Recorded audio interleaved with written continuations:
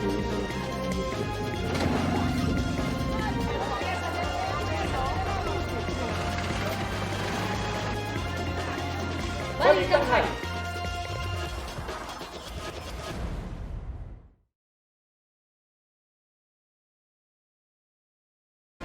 Disgrasyang inabot ng mga dumalo sa misa para sa Ash Wednesday sa San Jose del Monte, Bulacan. Hindi bababa sa 40 ang sugatan matapos bumigay ang bahagi ng St. Peter the Apostle Parish Church. Sa panayam ng Super Radio DZBB kay Gina Aison ng San Jose CDRRMO, dinala ang mga sugatan sa ospital. Inaalam pa ang sanhi ng disgrasya. Hinihinalang bumigay ang second floor matapos hindi kayanin ang dami ng mga parokyano nagsimba ngayong Ash Wednesday. Gawa lang po sa kahoy ang sahig nito. May kalumaan na rin daw kasi ang simbahan at nakatakda ng i-renovate. Sabi ni Mayor Arthur Robes, ipapagamot nila ang mga sugatan sa insidente. Ipinasara muna ang simbahan para sa assessment. Tutok na sa paghahanap ng bangkay ang rescuers sa nangyaring landslide sa Barangay Masaram, Maco, Davao de Oro. Dahil dyan, mas mapapabilis na raw ang paghuhukay ayon sa Maco LGU. Pinag-iingat pa rin naman ng mga rescuers sa paghahanap. Sa huling tala, umakyat na sa 71 ang mga nasawi. Sa bilang na yan, 4 ang parte lang ng katawan ang natagpuan. Kahit na nang sinabi ng Mines and Geosciences Bureau na bunsod na pag-uulan ng landslide, nais pa rin itong paimbestigahan sa Kamara ni Davao de Oro 2nd District Representative Roel Peter Gonzaga para malaman kung may dapat bang managot sa insidente. Isinusulong sa Kamara na itaas ang sahod ng mga guro sa mga pampublikong paaralan. Sa House Bill 9220 na inihain ng Makabayan Block, magiging 50,000 pesos po o salary grade 15 kung ano man ang mas mataas ang minimum na sahod ng public school teachers. Layon daw niya na ilapit ang sahod ng mga public school teachers sa cost of living sa bansa. Hindi raw kasi sapat para sa gastusin ng pamilya ang kasalukuyang salary grade 11 o nasa 27,000 pesos kada buwan na sahod ng mga Teacher 1 hanggang Teacher 3. Wala pang pahayag ang Department of Education at Budget Department tungkol po sa panukala. Ngayong araw ng mga puso, suhestyon ng isang opisyal ng Department of Agriculture na bigas na lang sa halip na bulaklak ang ipanregalo sa inyong minamahal. Approve kaya rito ang ilang Pinoy? Balita hatid ni Nico Wahe. Bigas o bulaklak para sa Valentine's Day? Bigas po talagang preferred ko. Bigas. Siguro yung bibigay ko na lang bigas kasi mas nakakabusog yun eh. Kung dati, sana all ang sigaw ni Sheila tuwing araw ng mga puso sa dami ng nakikitang nakatatanggap ng bulaklak, ngayon, all rice na lang muna raw. Bulaklak.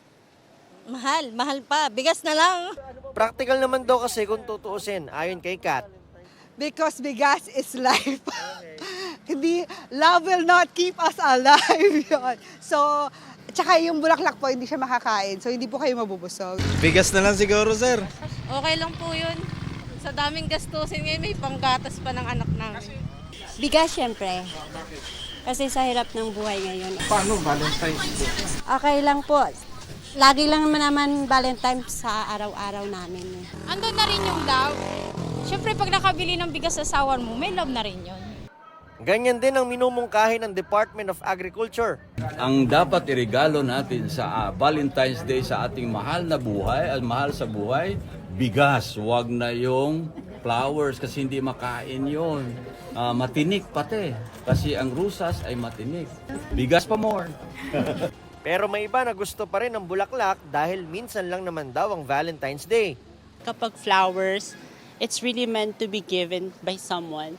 Ang bigas naman kasi, it's a necessity and we really need it. So, no choice but we can really give it to ourselves naman. Ang bigas sa Kamuning Market nagre-range ng 52 pesos hanggang 90 pesos ang kada kilo. Bumaba raw yan ng piso kada kilo. Dati nang sinabi ng DA na sa kabila ng epekto ng El Nino, sapat ang supply ng bigas sa bansa para sa unang bahagi ng taon. Mura man ang bigas kaysa sa bulaklak, mahal pa rin daw talaga kung tutuusin ang bigas ayon sa grupong Sinag. Mahal din daw kasi ang palay. Kakaroon ng competition even sa mga millers at traders natin kasi yung mga dating nag-i-import o yung mga involved sa importasyon, sumasama sila ngayon sa pagbili ng palay. Kaya po mataas ang presyo. Yun ang dapat sanang magtuunan ng pansin. Ayon pa sa DA, may mungkahi ring bigas sa halip na cash ang ipamahagi sa mga kasama sa Pantawid Pamilyang Pilipino Program o 4Ps.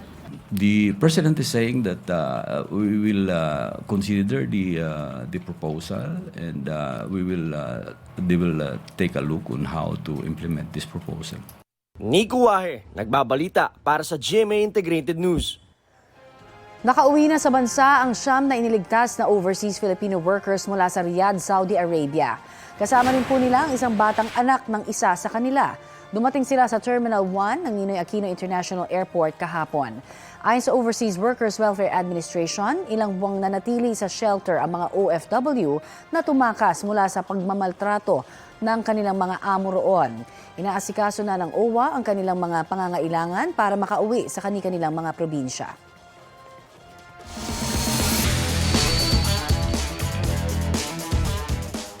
Lalaban uli sa international competition si world number 2 pole vaulter Ernest John E.J. Obiana. Sa February 20, sasabak si Obiana sa Memorial Josip Gasparas Meet sa Croatia.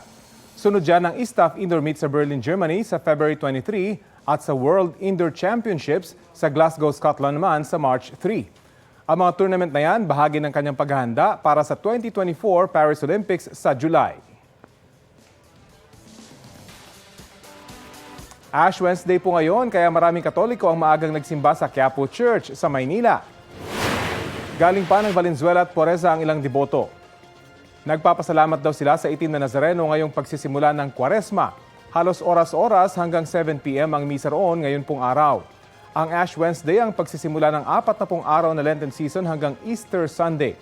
Ayon sa Code of Canon Law, bukod sa pagdarasal, dapat mag-ayuno at mangilin ang mga Katoliko sa panahong ito. Ang pag-aayuno ay ang pagbabawas ng pagkain para sa mga edad 18 hanggang 59 na taong gulang tuwing Ash Wednesday at Biyernes Santo. Hindi po kabilang dito ang mga may karamdaman. Ang pangingili naman ay ang pag-iwas sa pagkain ng karne tuwing Ash Wednesday, Biyernes Santo at kada Biyernes sa buong Kwaresma. Para naman po yan sa mga 14 na taong gulang pataas. Arestado po sa Maynila ang isang lalaki matapos mang-hold up umano ng taxi driver. Git niya na damay lang siya. Balitang hatid ni Jomer Apresto. Sa kulungan na magdaraos ng Valentine's Day ang lalaking ito matapos mang-hold up ng isang taxi driver. Naganap ang insidente sa madilim na bahaging ito ng Intramuros sa Maynila pasado alas 12:30 ng madaling araw kahapon.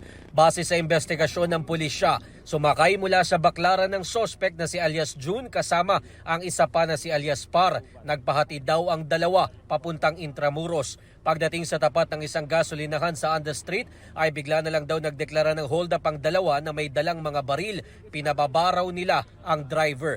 Maya-maya ay lumabas mula sa taxi ang dalawa at tumakas sa magkahiwalay na direksyon. Natangay sa taxi driver ang 4,000 piso na kinita niya para sa buong araw na yon. Nakataon na nakita niya yung mga elemento ng isang PCP ko, yung Intramuros PCP, and then yung ating mga allied unit na MDTU. So nagsabi siya at tinuro niya kung saan siya na-hold up at nag-search kaagad yung mga tao natin, sinundan nila kung ano yung tinuturo ng biktima. Yun, nahuli po yung isang suspect. Gayunman, hindi na nabawi ang pera ng biktima na pinaniniwala ang hawak ng isa pang sospek. Nakuha kay alias June ang 2 cellphone at isang pellet gun na ireregalo lang daw niya sa kanyang kapatid sa probinsya. Git niya, nadamay lang daw siya sa kasama. Hindi naman po ako talaga hold upper, sir. Nadamay lang po talaga ako dun sa yung kasama ko po. Pag alis po namin, nung nagsakay na po kami ng taxi, yun po, tinutukan niya yung taxi driver na na rin po ako. Na taranta po ako kung ano ang gagawin ko. Maharap ang naarestong sospek sa reklamong paglabag sa Comprehensive Law on Firearms and Ammunition at robbery hold-up. Patuloy naman ang follow-up operations para sa nakatakas na sospek. Jomer Apresto, nagbabalita para sa GMA Integrated News.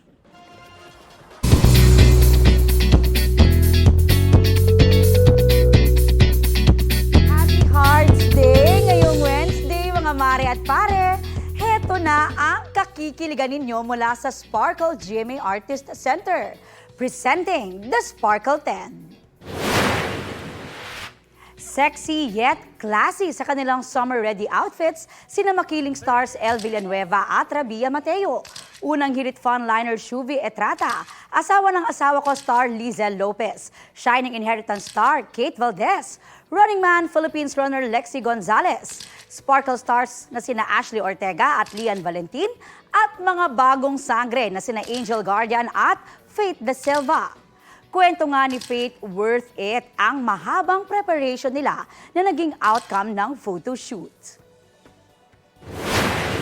Ang sarap ng proseso, to be honest, kasi kaming lahat walang pataasan. Kumbaga, everyone has been very supportive, especially since kumbaga medyo daring siya for others. Ito na ang mabibilis na balita. Sugatan ng isang babaeng 17 taong gulang sa Vigan, Ilocos Sur matapos siyang pagtatagain ng sarili niyang ama. Base sa investigasyon, lasing ang ama ng babae nang umuwi sa kanilang bahay. Nag-away raw ang mag-ama. Maya-maya, ilang beses nang pinagtataga ng ama ang kanyang anak. Nagtamo ang biktima ng mga sugat sa mukha at kamay. Sumuko ang ama sa pulisya. Hindi siya nagbigay ng pahayag. Hindi naman daw magsasampa ng reklamo ang dalagita at kanyang pamilya. 7 aso ang patay matapos umunong lasunin sa Ronda, Cebu. Ayon sa may-ari ng isa sa mga aso, may isang lalaking sakay ng motorsiklo ang tumawag sa mga aso at nagpakain ng mga buto ng karne. Natapos ang ilang minuto, nagsimula na raw mangisay ang mga aso at bumula ang mga bibig. Nailibing na rin ang mga aso.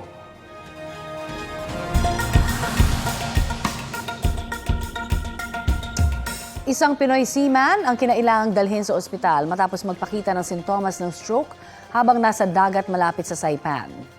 Ayon po sa US Coast Guard's Joint Rescue Subcenter sa Guam, nakatanggap sila ng medical evacuation request mula sa isang barko na naglalayag 550 nautical miles sa northeast ng Saipan.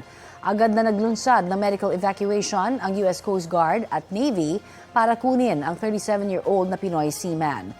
In-airlift siya papunta sa isang ospital sa Guam kung saan siya inoobserbahan ngayon. Hindi tinukoy ng US Coast Guard at Navy ang kanyang pangalan. Samantala, balikan na po natin ang sinasabing bumagsak po na bahagi ng isang simbahan dyan sa may San Jose del Monte, Bulacan. Nakasala nga po sa Balitang Hali ang Head and City Disaster Risk Reduction Management Office na si Ms. Gina Aison. Magandang umaga po sa inyo. Magandang umaga po din sa lahat ng tagapakinig. Opo, may update na po ba sa bilang ng mga nasaktan sa nangyaring pagbagsak ng bahagi ng St. Peter the Apostle Parish Church? Sa ngayon po ay may naitala na po kami na 52 minor patients po natin na dinala sa iba't ibang bahagi po ng ospital ng lungsod ng San Jose del Monte. Lahat po nito nasa second floor nung gumuhong bahagi ng simbahan o meron ding mga nasa baba? Hindi sir, may mga ilan-ilan po rito na nabagsakan po sa ibabang bahagi po ng simbahan. So karamihan nasa taas. Saan po dinala yung mga sugatan? Dinala po ito sa iba't ibang pribado at pampublikong ospital dito sa lungsod. Sa ospital po ng lungsod, meron po tayong 24 na patients. Sa Brillino Hospital, 5. Sa Tala Hospital, ito po ay nasa Caloocan, 9 po. Skyline Hospital, 3. Grace Hospital, 1. At yung mga trinit naman po sa St. Peter Clinic ay nasa 4 po. At ano po yung initial na impormasyon? 52 po lahat, sir. Okay. Ano po yung initial na impormasyon na nakalap nyo kung bakit bumigay yung bahagi po ng simbahan?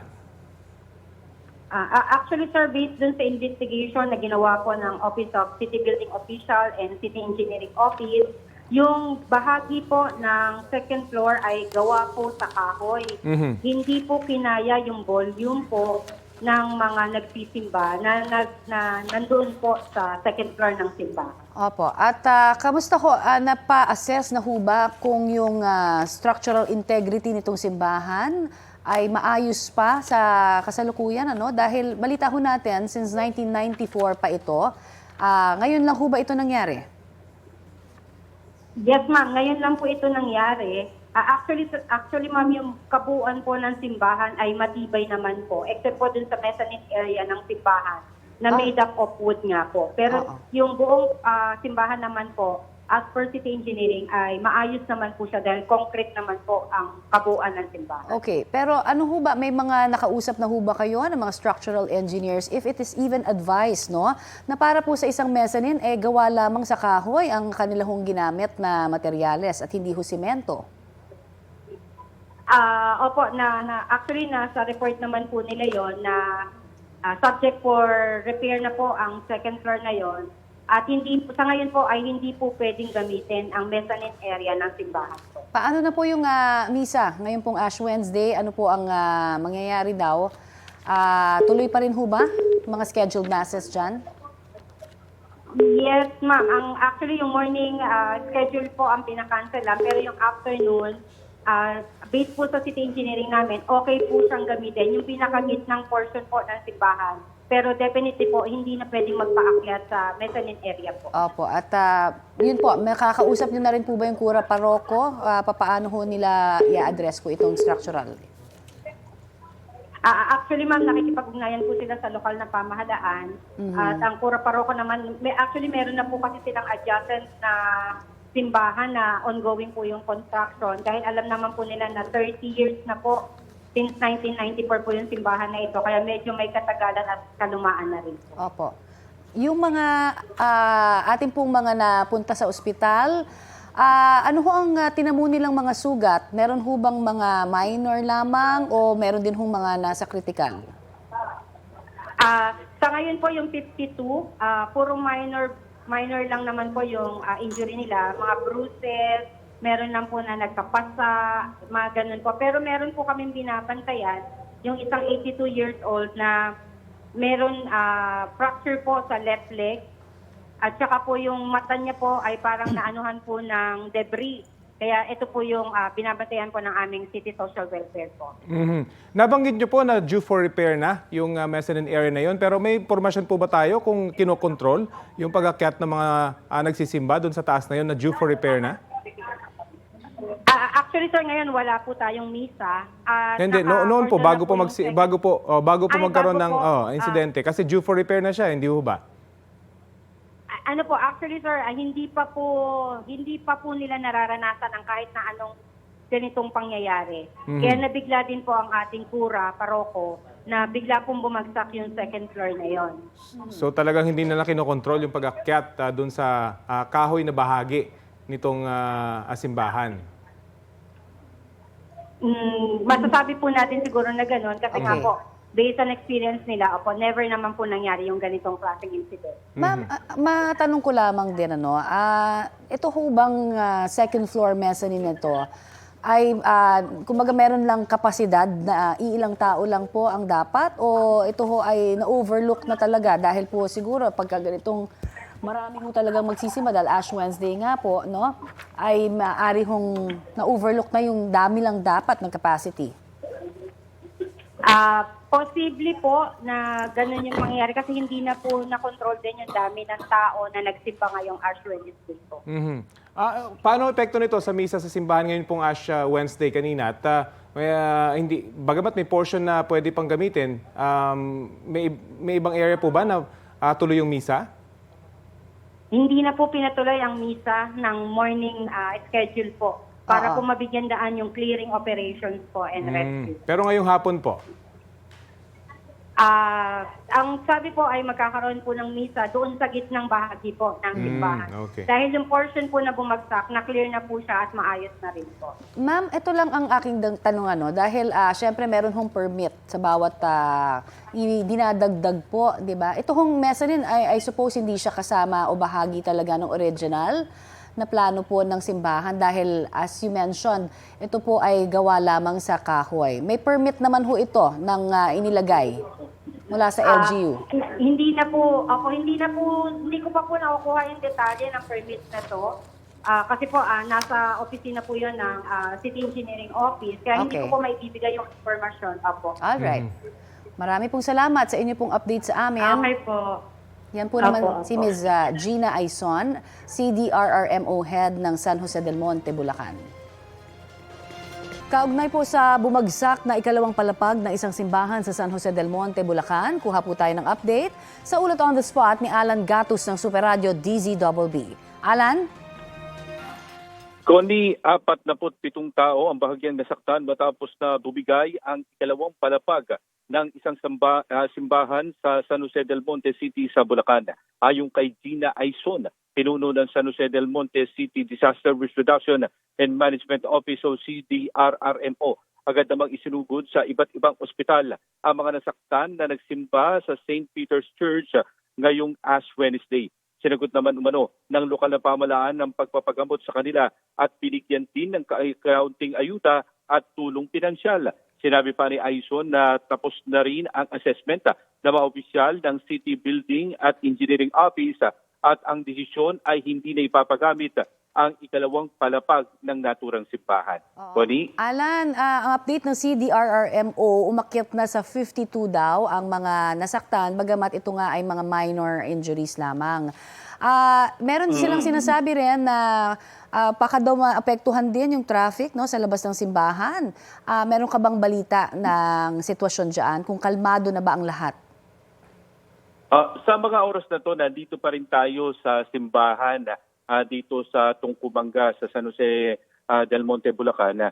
Kita naman natin na maayos na yung daloy ng trapiko sa may labas ng simbahan at kalmado na rin naman yung sitwasyon dito sa simbahan. Natanggal na rin yung mga bumagsak na bahagi ng ikalawang palapag nitong simbahan at nalinis na. May mga isinasaayos na lang na bahagi para nang sa ganoon bago tuluyang hindi na ipagamit yung ikalawang palapag nitong bahagi ng simbahan. Ang binabanggit nga sa atin, talagang tuloy pa rin naman yung magiging misa mamayang hapon dito, pero wala nang paaakyatin dun sa ikalawang palapag matapos yung nangyaring pagbagsak ng bahagi ng ikalawang palapag, Connie. Baka meron ka ng information, Alan, kung meron bang permit itong pagdugtong nila. Dahil ang sinasabi nga, gawa lamang sa kahoy itong mezzanine. Kausap natin kanina yung nangangasiwang pari dito sa simbahan. Nung dumating siya rito ay hindi niya alam na dinugtong lang itong bahagi or nilagay lang at wala sa orihinal na istruktura yung nasa magkabilang panig ng ikalawang palapag. Ang lundat na niya raw kasi itong simbahan ay ganyan na yung istruktura. Kaya nung ngayon, ang plano nila ay ipatanggal na yung na magkabilang gilid nito para hindi na maulit yung pangyayari ngayong umaga kung saan marami ngayong nasaktan, Connie. Maraming salamat, Alan Gatus ng Super Radio DZBB. Binuhat ng mga tauhan ng Public Safety Office ang kotseng yan sa Naga, Camarines Sur. Nakaharang kasi ito sa parking lot at hindi makalabas ang ilang sasakyan doon. Ayon sa uploader ng video, mahigit 1 oras na nilang sinusubukang makalabas at hanapin ang may-ari ng nakaharang na kotse. Pero hindi siya mahagilap. Nakalabas din kalaunan ng mga naharangang sasakyan matapos matanggal ang kotse. Mahaharap sa reklamong illegal parking ang may-ari ng kotse. Matapos po ang mahigit 2 buwan, aresto na ang mga nasa likod ng pambubugbog at pagnanakaw sa isang lola sa Maynila. Ang mga suspect, mismong mga apo niya. Balitang hatid ni John Consulta.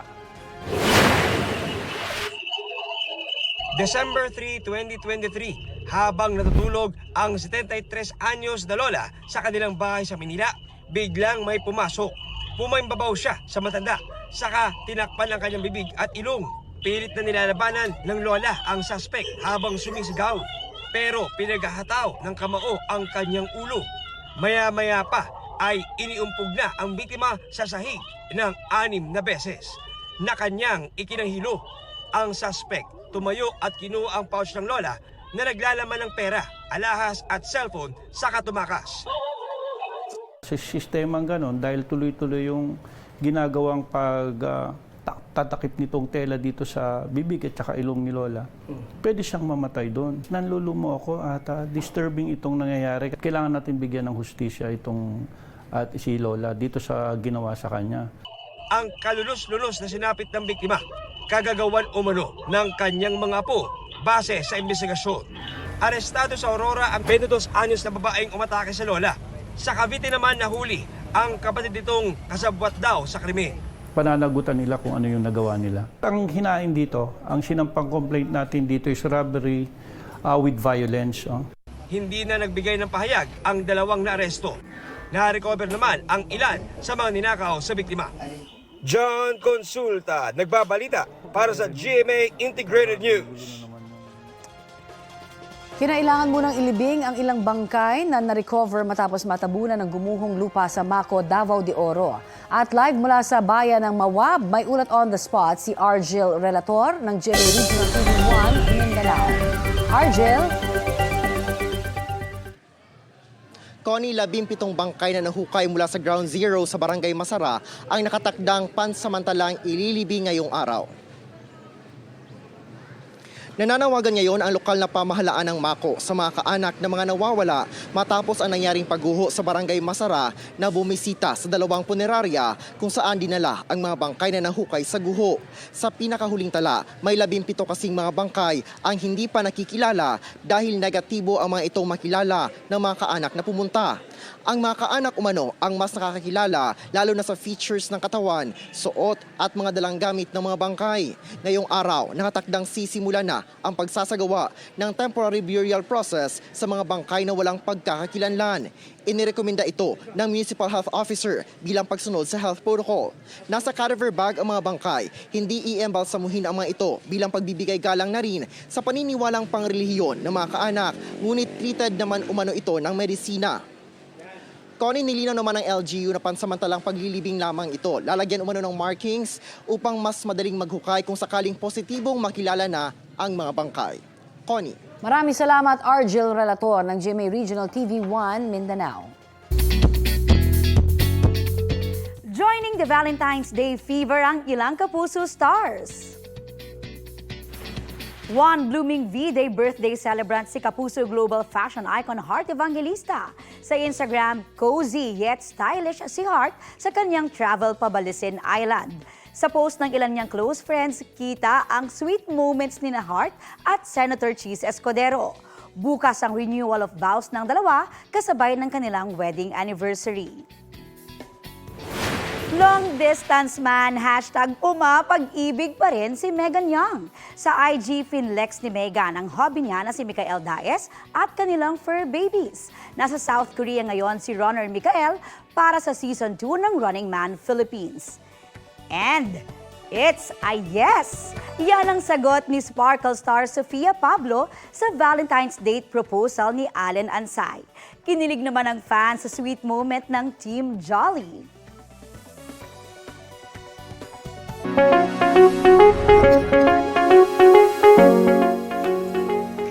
Mga kapuso, kamusta po ang puso nyo? Hindi naman dun sa mga usaping broken-hearted dyan, ha? Ito po seryosong usapan. Ayon po kasi sa Philippine Statistics Authority, sakit sa puso ang nangungunang sanhi ng pagkamatay sa Pilipinas. Kaya talakayin natin yan ngayong Valentine's Day at Philippine Heart Month. Nakasalang sa Balitang Hali si Philippine Heart Association Vice President Dr. Rodney Jimenez. Magandang umaga at welcome po sa Balitang Hali. Magandang umaga po sa inyo lahat and maraming salamat po for inviting me. Happy Valentine's Day po sa inyo, Doc. Ano ho ba talaga ang sanhihan ng sakit sa puso? Namamana ba yan sa mga, syempre, ating magulang o kaya lifestyle ba ito? Maraming klase yung sakit sa puso So may mga namamana at saka meron ding lifestyle. So mas maganda sana yung mga yung mga nakukuha natin due to lifestyle, pwede natin mabago kung babaguhin natin yung lifestyle natin. Okay. Ito, sinasabi nila, may mga early warning signs, no? Bago tayo atakihin sa puso. Siguro magandang bigyan nyo kami ng mga tips kung ano-ano ho ba yan. Magkaiba kasi daw yung sa babae na mga sintomas as compared sa mga lalaki. Okay. So, yung typical na sinyalis ng pagkakaroon ng atake sa puso, no? Hindi yung general na sakit sa puso. So, yung one is yung mabigat yung nararamdaman sa dibdib. So, parang may nakadagan yung usual description nila. And then, yung iba naman, parang nahihirapan huminga. or yung iba naman minsan may numbness or pain sa shoulder ay sa neck, shoulder and arms, no? So doon sila nagkakaroon ng parang senyales ng may atake sa puso. So yung sinasabi nilang pagkakaiba sa babae, sometimes kasi yung babae parang diagnose kasi minsan sasabihin nila na parang itong babae ay parang umaarte lang pero actually parang ito na po yung sakit sa puso. So akala nila parang different sila pero actually almost the same, no? Yung senyales ng babae tsaka lalaki. Nadidismiss lang yung simptomas ng mga babae. Okay. Meron bang kailangan gawin, first aid siguro na po pwedeng maibigay po sa mga inaatake o dapat talagang mabilis dalhin na kaagad sa emergency room? Actually, walang first aid, no? So, sa feeling nyo na nararamdaman yung nagkakaroon kayo ng atake sa puso, dapat pumunta na po talaga sa emergency room para mabigyan lunas kaagad. Kasi hindi po pwede yung maglalagay na lang tayo ng gamot, baka hindi naman po yun atake sa puso. May iba po kasi mga klase din ng sakit sa dibdib na hindi naman po atake sa puso. Ayan. So, kailangan pumunta agad sa emergency room. Yung pong sinasabi kasi ng Philippine Statistics Authority, number 1 cause of death yung ischemic heart diseases. Ano ho ba ito at kahit sino ba po pwedeng tamaan po nito? Yes, kahit sino po pwedeng tamaan ischemic heart disease. Ito po ischemia, ibig sabihin po ang definition nito ay imbalance between the oxygen supply and oxygen demand. Nawawala po yung oxygen supply because usually yung sakit sa puso, na pinaka-common po, yung sakit sa puso ay may pagbabara ng ugat natin sa ating mga puso, yung daluyan ng dugo. So because of the build-up ng cholesterol. So ito po yung ischemic heart disease. No? So pwede po yan pwede pong namamana po yan at pwede rin pong because of lifestyle. Lalo na po yung kumakain na matataba at saka yung mga mahilig kumain ng mga red meat tulad ng beef, ng baboy, no, chicken skin, tsaka yung mga processed meat, processed food, yan po yung lifestyle. Tsaka yung mga hindi nag-exercise, at tsaka yung mga nagsisigarilyo. Ayan. Doc, may permanenteng lunas ba yung heart disease? At yung sama ng loob, naglilid po ba ito sa heart disease? Meron sila tinatawag broken heart disease ba? Syndrome, syndrome. Takotsubo, di ba? So iba, sige. Doon muna tayo sa yung unang tanong natin. May permanenteng lunas po ba ang heart disease? May permanente. Opo. Kung may permanente, wala pong actually pinaka-cure kung depende kasi sa sakit sa puso. Okay. Pero sabihin ko nga yung pinaka-common na sakit sa puso, yung pagbabara ng ugat ng ating mga daluyan ng dugo papunta sa ating muscles ng heart. Yan po yung pinaka-common. Dahil po dyan may accumulation ng cholesterol. No? So, hindi po yan natatanggal na sa permanente na po siya. Ang gagawin na lang po ng mga gamutan natin is mabawasan yung progression, mabawasan yung pagdami ulit ng cholesterol. At saka kung barado po siya, pwede naman po siya mabuksan through an invasive procedure. No? So prevention talaga. Wala pong permanente na gamot na makakagaling. No? Kailangan lang po yung gamot at saka yung lifestyle mabago. Yung mga gamot na yon ay tuloy-tuloy lang natin siyang inumin. Hindi po dapat siya hinihinto. Yung sama ng so, loob, wala permanente na gagaling. No? So, babawasan lang yung chance. Yung naman pong broken heart syndrome, totoo po yan na may broken heart syndrome. So, any stress source o any source ng stress tulad ng common, usually po yan nangyari kasi yan because of masakit yung naramdaman niya. Halimbawa nga, nagka-broken heart siya or namatayan siya ng mahal niya sa buhay. Yun po, humihina po yung bigla yung tibok ng puso no? Because of the stress hormones na ma-atake mismo sa muscles ng heart. Okay. So kahit ano pong stressor, pwede po mag-cause ng takotsubo o yung tinatawag natin broken heart syndrome. Doc, sa inyong karanasan at obserbasyon pagdating sa gamutan, kumusta po yung mga pasilidad at kasanayan ng ating mga doktor dito po sa Pilipinas? Okay, actually, marami na po tayong available na gamot. No? Kung ano man yung available worldwide para sa sakit sa puso, available na rin sa atin sa ating bansa.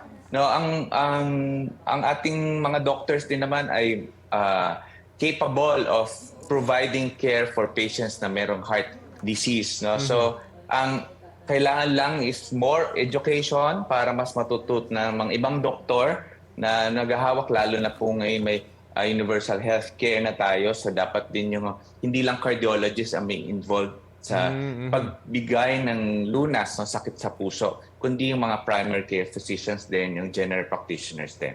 Okay. So actually, sa Philippine Heart Association, continuously nagbibigay kami ng education. At tama-tama nga po, sa Friday po meron kaming Philippine Heart Month, celebration ng Philippine Heart Month sa Zamboanga, that we will educate also our doctors and our lay people, yung mga tao po na meron din sakit sa puso. So talagang dapat tangkilikin nyo yan at preventive talaga pagdating sa puso, sakit sa puso.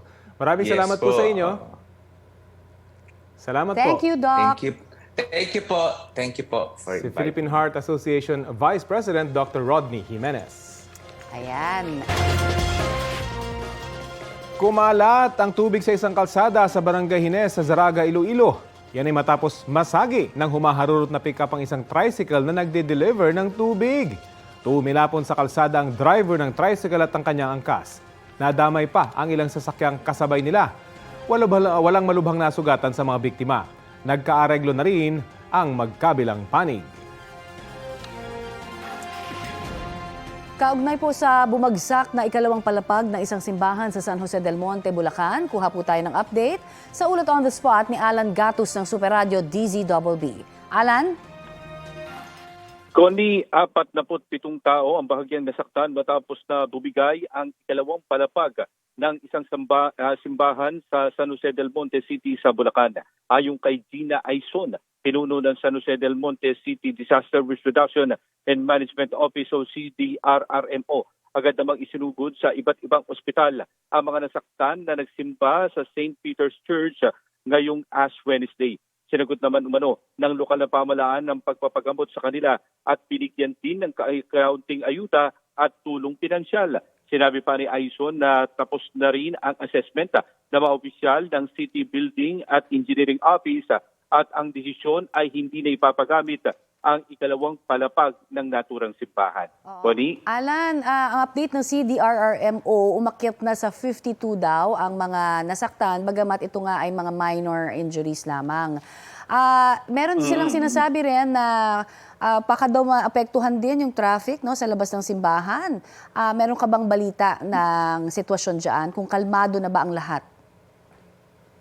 Sa mga oras na to, nandito pa rin tayo sa simbahan dito sa Tungkumanga sa San Jose del Monte, Bulacan. Kita naman natin na maayos na yung daloy ng trapiko sa may labas ng simbahan at kalmado na rin naman yung sitwasyon dito sa simbahan. Natanggal na rin yung mga bumagsak na bahagi ng ikalawang palapag nitong simbahan at nalinis na.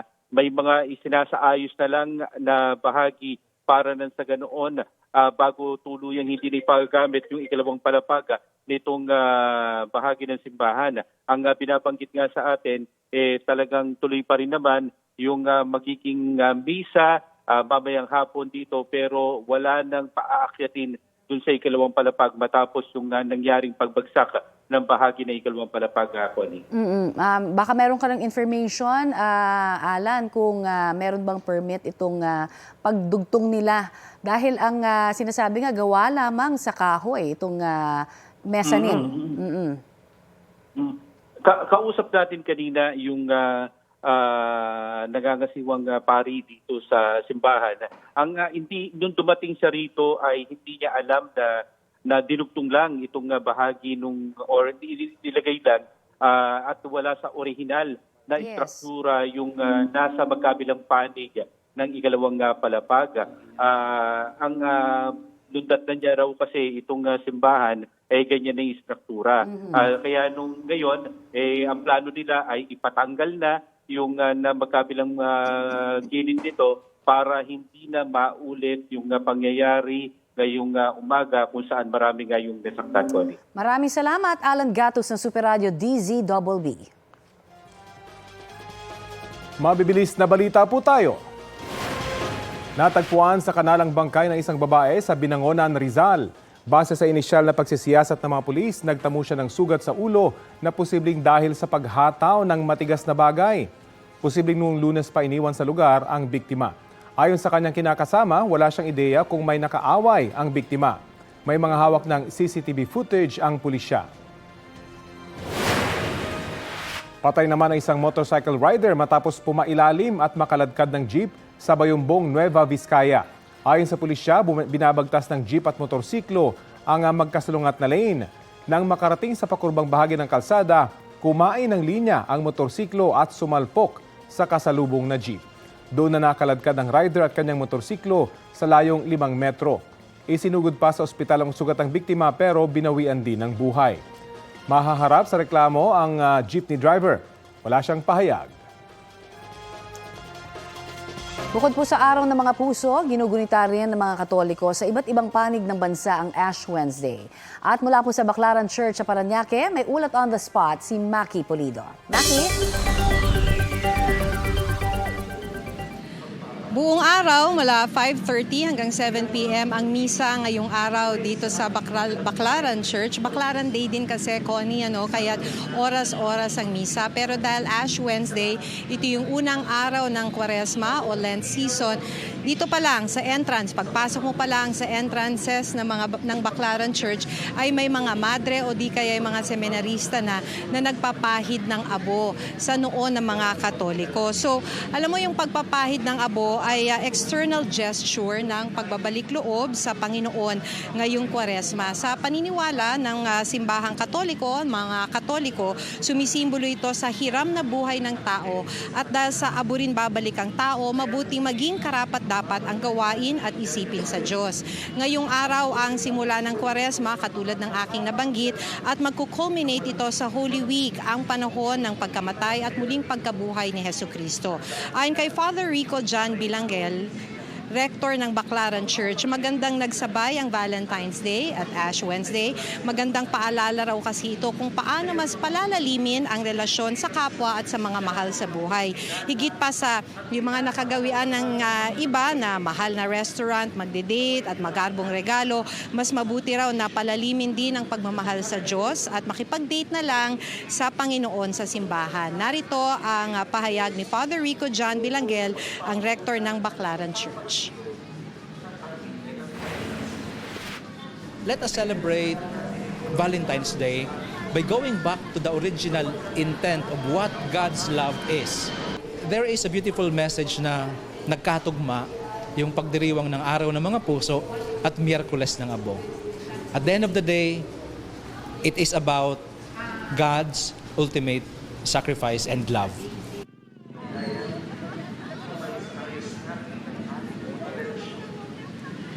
Alam mo, Connie, katunayan, marami tayo, ilan sa mga Katoliko na nagpunta dito ngayon sa Baclaran Church, nakausap natin, yung ibang mag-asawa, yung isa nga na nakausap natin, anniversary nila ngayong araw, wedding anniversary, 21 years na silang magkasama, tapos Valentine's Day pa yung kanilang anniversary, pero dahil Ash Wednesday, mas pinili raw nila na dito magsimba dahil nga mas priority nila ang simba ngayong Ash Wednesday. Connie? Happy Valentine's Day at maraming salamat, Maki Pulido.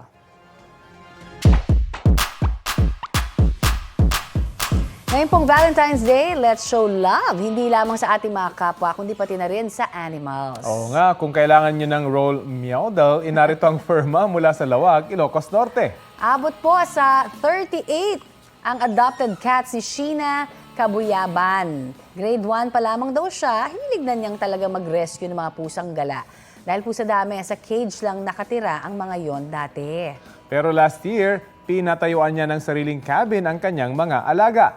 Naniniwala raw kasi siya na bukod sa pagkain, deserve ng kanyang fur babies ang maginhawang tirahan. Kaya ngayon, bukod sa kanyang tulugan, may play area pa ang kanyang dose-dosenang pusa. Wow! Ang galing. Enjoy. Ayan. Happy Valentine's Day po sa inyong lahat, mga kapuso. Ano bang mensahe ninyo para sa mga mahal niyo sa buhay?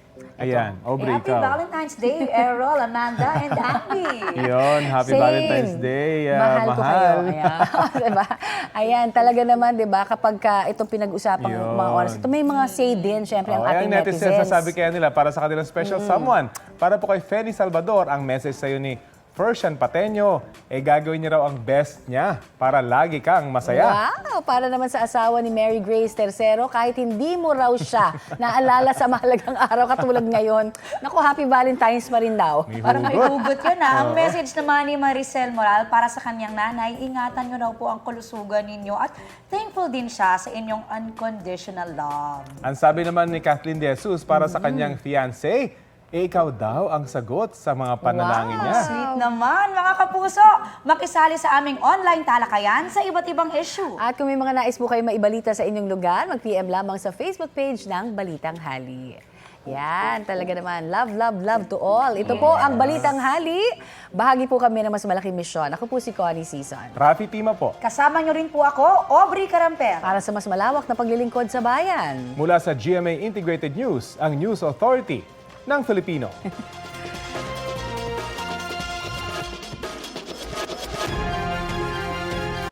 Kapuso, para sa mga maiinit na balita, mag-subscribe sa GMA Integrated News sa YouTube. Sa mga kapuso naman abroad, subaybayan nyo kami sa GMA Pinoy TV at sa www.gmanews.tv.